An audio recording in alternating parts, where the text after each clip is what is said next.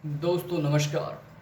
आप सभी का मेरे YouTube चैनल पर हार्दिक स्वागत है। मैं आशा करता हूँ कि आप सभी स्वस्थ एवं सुरक्षित हों। दोस्तों, हमारे देश का चुनावी इतिहास काफ़ी रक्त रंजित रहा है। आज मैं बात कर रहा हूँ आप सभी से बंगाल की भूमि की। बंगाल की भूमि नेताजी सुभाष चंद्र बोस की भूमि है। वो ऐसी भूमि है जिसने देश को नेतृत्व दिया और देश की आज़ादी में बहुत बड़ा योगदान दिया। आज़ाद हिंद फौज का नेतृत्व किया नेताजी सुभाष चंद्र बोस ने। उस आज़ाद हिंद फौज का जिसका गठन रास बिहारी बोस के नेतृत्व में हुआ। लेकिन उस बंगाल को आखिर हो क्या गया है कि वो चुनावी हिंसा की भेंट चढ़ गया है। दोस्तों, बंगाल में जब से तीसरी बार ममता दीदी ने सत्ता संभाली है, लगातार बंगाल में चुनावी हिंसाएं थमने का नाम नहीं ले रही। और दोस्तों, मैं आपको बताना चाहूँगा कि रविवार से अब तक 24 के करीब लोगों की हत्याएं हो चुकी हैं। एक पार्टी के या एक विशेष वर्ग के लोग लगातार हमले कर रहे हैं और उसके प्रत्याक्रमण में दूसरे पक्ष से भी निश्चित तौर पर हमले होते हैं। और दोस्तों, जब आप किसी पर हमला करते हैं तो चाहे दूसरा व्यक्ति कितना भी शक्तिहीन क्यों ना हो, प्रत्याक्रमण का प्रयास तो निश्चित तौर पर वह भी करता है। और इस प्रत्याक्रमण की भेंट बंगाल की जनता चढ़ रही है। बंगाल के आम नागरिक इस हिंसा को भुगत रहे हैं। दोस्तों, आपको याद होगा कि बंगाल का इतिहास और वहाँ पर चुनावी हिंसा का दोनों का गठजोड़ काफ़ी पुराना है। मैं आपको बताना चाहूँगा दोस्तों, जिस वक्त में सिद्धार्थ शंकर रे बंगाल के मुख्यमंत्री हुआ करते थे, जो केंद्रीय मंत्री भी रहे, दोस्तों मैं आपको बताना चाहूँगा कि वो 1977 तक बंगाल के मुख्यमंत्री रहे, कांग्रेस के वो नेता थे। 2010 में उनकी मौत हुई।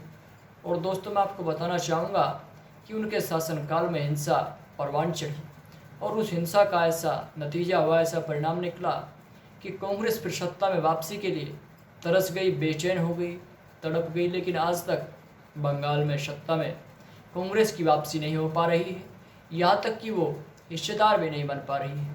एक तरीके से लोगों ने बंगाल के भीतर कांग्रेस को पूरी तरीके से नकारने का काम कर दिया है, मन बना लिया है।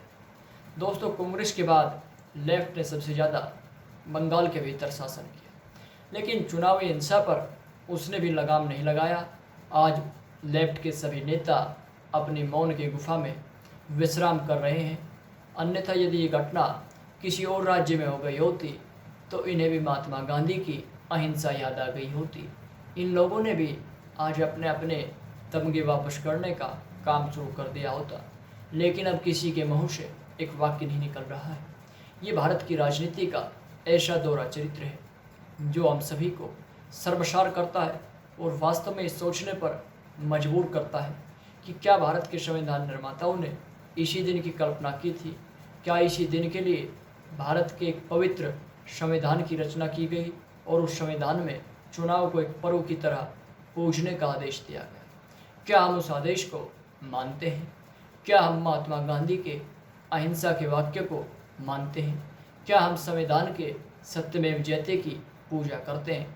यदि करते हैं तो मैं आप सभी से एक सवाल पूछना चाहता हूँ। और दोस्तों, सवाल ये है कि हमारे बंगाल राज्य की यदि मैं बात करूँ तो 1977 से लेकर के और 2007 या 8 के करीब तक दोस्तों लगभग 28,000 के करीब राजनीतिक कार्यकर्ताओं की बंगाल के भीतर हत्या हुई। और ये बात विधानसभा में एक नेता के सवाल के जवाब में, विपक्ष के नेता के जवाब में ये उत्तर वहाँ पर रखा गया था कि 28,000 लोग अभी तक चुनावी हिंसा की भेंट चढ़ चुके हैं। और ये तो सरकारी आंकड़े हैं। सरकारी आंकड़ों में किस तरीके से फेरबदल की जाती है वह आप सभी जानते हैं। किस तरीके से जुगाड़ किया जाता है उससे आप सभी वाकिफ़ हैं। दोस्तों, मैं आपको बताना चाहूँगा कि बंगाल के जो भाजपा के अध्यक्ष हैं उन्होंने कुछ दिन पहले एक बयान दिया था 2020 में दिसंबर के महीने में। याद कीजिएगा दोस्तों कि हिंदुओं, अब आप संगठित हो जाओ, आप सभी को मिलकर के लड़ना है, क्योंकि बंगाल में आतंकियों की सरकार है, दीदी की सरकार है, इसे आपको उखाड़ कर फेंकना है। और यदि ज़रूरत पड़ी तो आप सभी को शस्त्र लेकर के आगे आना हो। कहीं ना कहीं उन्होंने इस बात से आगाह करने का प्रयास किया कि बंगाल में असुरक्षा का माहौल है, लेकिन यहाँ पर आप एक बात को ध्यान में रखिएगा कि उनका बोलने का तरीका, एक लहजा किस तरीके का था। कहीं ना कहीं उस बात को सांप्रदायिक रंग देने का प्रयास किया गया। और दोस्तों, बंगाल की मैं इस बात से बिल्कुल वाकिफ रखता हूँ कि वहाँ पर हिंसा जातीय आधार पर सबसे अधिक होती है, और जातीय आधार पर वहाँ पर इस तरह का खूनी खेल चलता आ रहा है जो देश के किसी अन्य राज्य में इस तरीके से दिखाई नहीं देता। दोस्तों, हिंसा हर जगह होती है, दंगे हर जगह होते हैं, हर राज्य में होते हैं, लेकिन ये कभी भी अपने आप नहीं होते। यानी कि कभी भी एक्सीडेंटल दंगा या एक्सीडेंटल हिंसा मैं नहीं मानता, वो सभी क्रिएट की जाती है झूठी अफवाहों के द्वारा, झूठी सूचनाओं के द्वारा। लोगों को भड़काया जाता है, लोगों की भावनाओं के साथ खेला जाता है ताकि राजनीतिक लाभ लिया जा सके। आखिर में हर चीज़ के पीछे इस देश में राजनीति ही तो छिपी हुई है, और उस राजनीति ने ही इस देश के चरित्र का हनन किया है, इस देश के लोगों के अधिकारों का हनन किया है, इस देश के लोगों की आत्मा को ठेस पहुंचाने का कार्य किया है। दोस्तों, इसके बाद याद कीजिएगा नुसरत जहाँ को, जो टीएमसी की सांसद है, नवंबर के माह में उन्होंने भी बयान दिया 2020 में। उन्होंने कहा कि भाजपा एक वायरस है, यानी कि एक पार्टी की तुलना एक वायरस से की गई।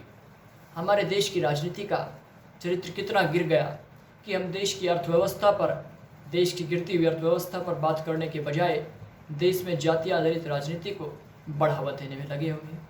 लोगों को रोजगार देने के बजाय लोगों के हाथ में जाति का झुंझुना पकड़ाया जा रहा है। उससे किस तरीके से लोगों को उस जिन से, उस वायरस से बचाया जाए, उस जाति के जहर से बचाया जाए, इस पर कोई ध्यान नहीं देता। दोस्तों, आपको याद होगा कि 1971 में पाकिस्तान के दो टुकड़े हुए। जो आज का बांग्लादेश है वो कभी पूर्वी पाकिस्तान हुआ करता था। उसके बाद दोस्तों, विस्थापित जो वहाँ पर लोग हुए, उन्होंने काफ़ी बड़ी संख्या में भारत के अनेक राज्यों में प्रवेश किया, और इन राज्यों में बंगाल भी था। और बंगाल के सुंदर वन में दोस्तों, मैं आपको बताना चाहूँगा जिस तरीके से वहाँ पर विस्थापितों का नरसंहार किया गया 1979 में, वो बंगाल के इतिहास का एक काला अध्याय है। इस तरीके से जो मैं आपको ये आंकड़े बताए आज, इसके अलावा जो मैंने आपको बताया कि 28,000 के करीब वहाँ पर लोग मर चुके हैं, और किस तरीके से अब जो एक ताज़ा मामला हुआ है वीरभूमि में जिस तरीके से हिंसा हो रही है, और इसके अलावा मोदीनपुर में जिस तरीके से हिंसा हुई, बीजेपी का दफ्तर तक जलाया जा रहा है। लगातार शुभेंदु अधिकारी जैसे जो नेता है, जिन्होंने टीएमसी की कुर्सी को छोड़ करके, टीएमसी पार्टी को छोड़ करके भाजपा में जो शामिल हुए, जिन्होंने अपना विचार बदल लिया, अपनी पार्टी बदल ली, उन पर आपने अब हमले शुरू कर दिए। जो आप करे तो ठीक, यदि दूसरा करे तो गुनाह। ये हमारे देश की राजनीति का दोहरा चरित्र है। इस चरित्र ने हमें बर्बाद कर दिया, हमारे समाज को, हमारे देश का सबसे ज़्यादा यदि नुकसान हुआ तो इस राजनीति ने किया, इस गंदी और दूसरी राजनीति ने किया। दोस्तों, कहीं ना कहीं इस तरह की घटनाओं पर विराम लगना अत्यंत आवश्यक है। इसके अलावा दोस्तों, मैं आपको बताना चाहूँगा कि भाजपा के जो अध्यक्ष हैं, राष्ट्रीय अध्यक्ष JP नड्डा, उन्होंने इस पूरे घटनाक्रम को देश के आज़ादी के वक्त जो नरसंहार हुआ 1947 में, उससे इसकी तुलना की है। उन्होंने बंगाल की इस घटना को जलियांवाला बाग से जोड़ा। जनरल डायर ने जो जलियांवाला बाग में कराया, जिस तरीके से लोगों पर गोलियां चलवाई थी, इस घटना को उससे जोड़ा। और कहीं ना कहीं इस घटना पर अब पूरी राजनीति भी हो, जिससे मैं सबसे ज़्यादा दुखी हूँ। मैं आहत हूँ कि देश में यदि कोई घटना होती है, घटना के पीछे के कारणों को जानने की बजाय हम इस बात का जिक्र ज़्यादा करते हैं कि व्यक्ति कौन था, कहाँ का था, किस पार्टी का था और क्या उसकी जाति थी। आखिर व्यक्ति की, मनुष्य की एक ही जाति है, मानव जाति। हम उस जाति पर कभी ध्यान नहीं देते। हमने समाज का वर्गीकरण कर दिया, जन्म आधारित जाति को विशेष महत्व दिया गया, बल्कि मनुष्य की जाति होनी चाहिए वो कर्म आधारित होनी चाहिए। लेकिन हमारे देश में ऐसा कभी होगा नहीं। इस तरीके से हिंसा होती रहेगी। गृह मंत्रालय ने जिस प्रकार आज अभी रिपोर्ट मांगी है कि हमें इस पूरे मामले पर रिपोर्ट चाहिए, ऐसी ही रिपोर्ट्स मांगी जाती रहेगी, जवाब भी घुमा फिरा करके हमारे सामने आते रहेंगे और तमाम चाहे किसी भी राज्य के मुख्यमंत्री हो, हिंसाओं के बाद यही कहते रहेंगे कि हमने आला अधिकारी को बुलावा भेजा है, कार्रवाई की जा रही है। दोस्तों, आप सभी समझदार हैं, इन हिंसाओं से आप खुद को बचा करके रखें और इस राजनीतिक वायरस से खुद को बचाएं। इसके साथ में कोरोना संक्रमण से भी अपनी रक्षा करें, क्योंकि दोस्तों 2 करोड़ से ऊपर अब आंकड़ा हो चुका है, 2.25 लाख के करीब मौत का आंकड़ा आने वाला है।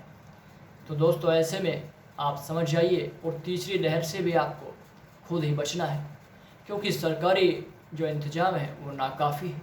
सरकारी अस्पतालों का आप हाल देख रहे हैं, वहाँ पर इलाज कराने वालों का किस तरीके से शोषण हो रहा है, किस तरीके से लोगों की शमशान घाटों पर लाइन लग रही है, उससे आप सभी वाकिफ़ हैं ही, आप सभी बुद्धिमान हैं।